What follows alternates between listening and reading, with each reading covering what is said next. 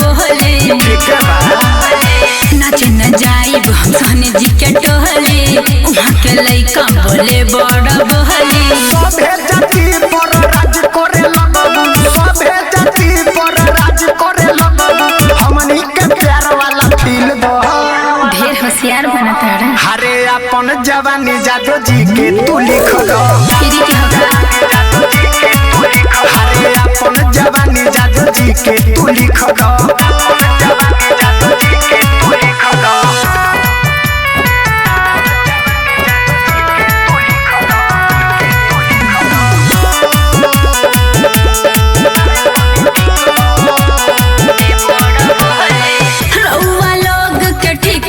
बाते बाते में निकाल ली गोली वो तो हमनी के लाइसेंस बा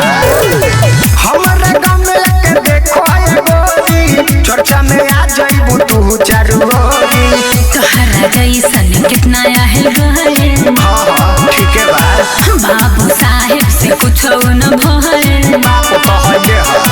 तोहरा जैसन कितना आहिल गए बाबू साहेब से कुछ न भय हमर जाति हो हबे बाहुबली हमर जाति हो हबे बाहुबली हमनी के स्वाद तनी चिखल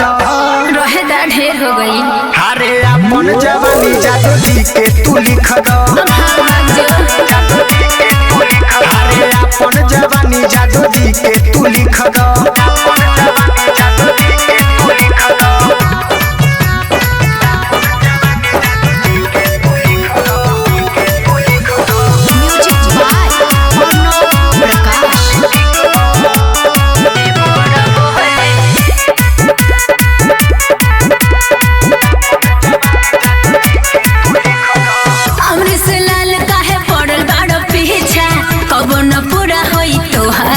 मत कर जान रसगुल्ला बाबू सुनो ये गोरी देखावे पड़ी ढोरी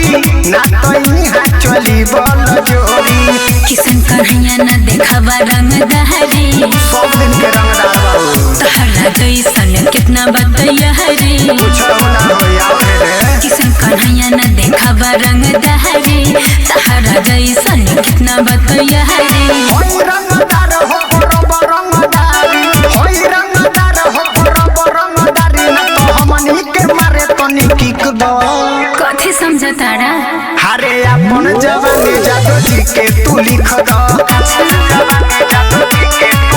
हरे अपन जवानी जादू जी के तू लिख दो